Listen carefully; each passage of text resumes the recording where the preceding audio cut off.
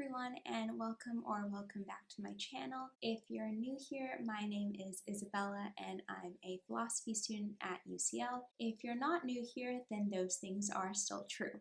So as you can probably tell from the title of this video, today I'm going to be giving my honest review of the philosophy department at UCL. I've made two videos previously talking about my experience at UCL in general. One video is called What I Love About UCL and one video is called What I Hate About UCL, and I will link those in the description below. But in today's video, I'm going to be talking about the philosophy department specifically. A lot of these things might apply to other departments at UCL and might also apply to philosophy departments at other universities, but obviously this is just talking about my specific experiences. So I assume if you're watching this, then you're probably interested in studying philosophy at university, or you're one of my 20-something subscribers who watches my videos. If you're interested in studying philosophy at UCL, I think one important thing to mention is that UCL's philosophy department focuses specifically on Western analytic philosophy. That's not to say that there's no non-Western or no continental philosophy available. For example, there's a module on Indian philosophy, and I'm currently doing a module on Nietzsche,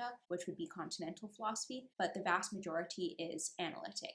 This isn't something that's unique to UCL. Most philosophy departments around universities in the UK do specialize in analytic philosophy, but that's just something to mention in case you're interested. The second thing that I wanted to say about the philosophy department is that it can be kind of disorganized. And I don't know if this is just a philosophy thing or if this is just a UCL thing or what the situation is, but in general, it can often take a bit of following up to get the answers to the questions that you want.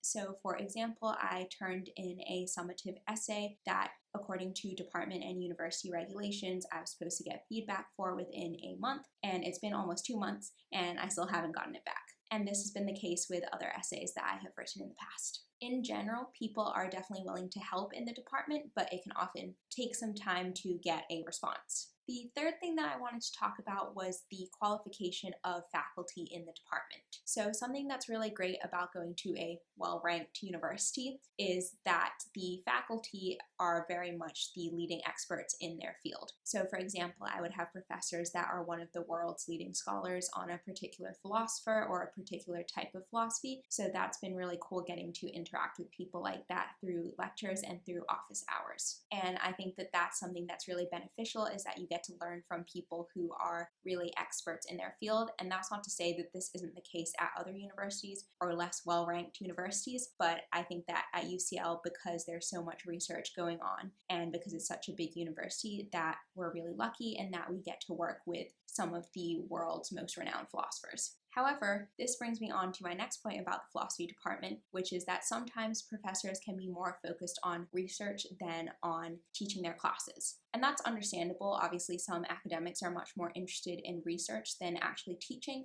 but sometimes it gets a little bit frustrating because it can be the case that professors are more interested in teaching what they care about than teaching in a way that is beneficial to the students. Again, I don't think that this is something exclusive to my university or my department, but it's just something that's interesting to note. And I think that often at less well-regarded universities, this is less so the case, because the people there tend to be more focused on teaching, and so it's more likely that you'll be taught by a professor rather than just a PhD student for your seminars. Obviously, I'm not saying just a PhD student because I think that they don't provide valuable insight. In fact, the opposite is true. I think that it's really helpful to have PhD students lead the seminars and be able to give their own input from their research and their experience of being a student. But that is just something to take into account, is that most of the time your seminars are going to be taught by PhD students and not the lecturer. That's not always the case. I've actually had quite a few seminars that are taught by the lecturer, just because the philosophy department is quite small compared to other departments, but that's just something to note.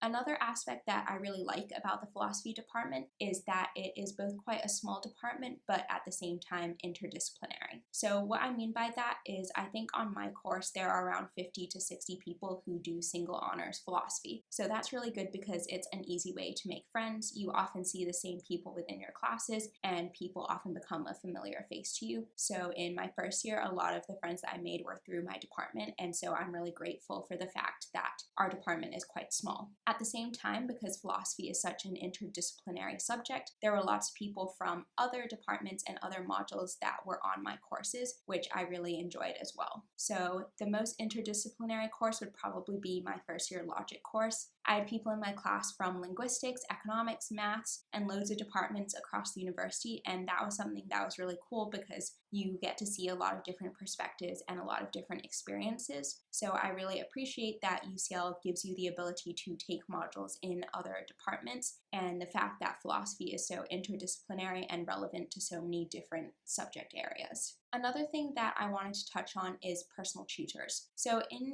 UCL's philosophy department, personal tutors work slightly differently from what I've heard from other people. So for example, in the English department at UCL, your personal tutor will review essays, I think fortnightly, but don't quote me on that. And at places like Oxford or Cambridge, your personal tutor will do the same thing and read essays weekly or fortnightly. At UCL, in our philosophy department, your personal tutors don't really do that. The only essays that you would write would be your formatives and summatives, so you technically only have to write one essay per term per module. So this is something that I don't really like. I would appreciate getting a lot more feedback on essays and having more opportunities to write, which you do have in your first year in a study skills module, where you do have to write an essay quite often, but otherwise you would only technically have to write one essay a term per module, which I personally don't think is enough to learn how to improve your writing skills. So I think it would be really good if the philosophy department at UCL did implement that strategy by utilizing personal tutors in that way. However, I still think that the personal tutors in the philosophy department can be really helpful. So my first couple of personal tutors that I had, I didn't have the best experience, but the current personal tutor that I have is amazing. She's so helpful, she's so encouraging, and really helped me feel better about things like the grades that I had gotten, and helped me a lot with understanding the feedback that I had been given on my previous formative and summative essays. I would definitely recommend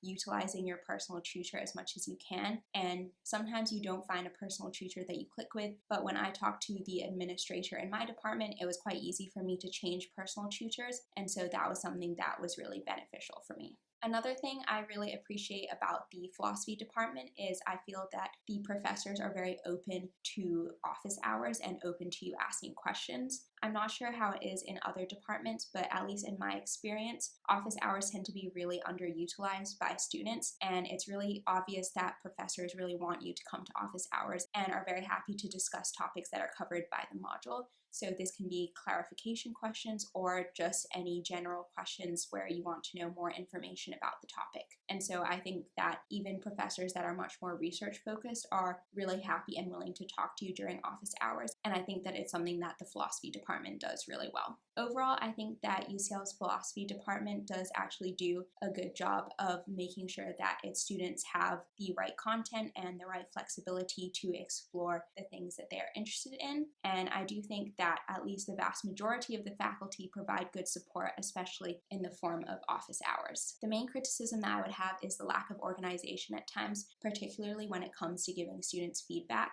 and how some professors tend to be more focused on research than being interested in teaching students. But I definitely think that this is a small minority of professors, but the vast majority are really good at their job and helping students learn. I hope that you enjoyed this video and that you found it somewhat helpful. If you did enjoy it, please make sure to leave a like down below. And if you're interested in studying philosophy at UCL, please make sure to leave a comment down below with any questions that you might have. If you want to see more videos about being a student in London or being a student at UCL, then please make sure to subscribe and check out some of my other videos. Thank you for watching.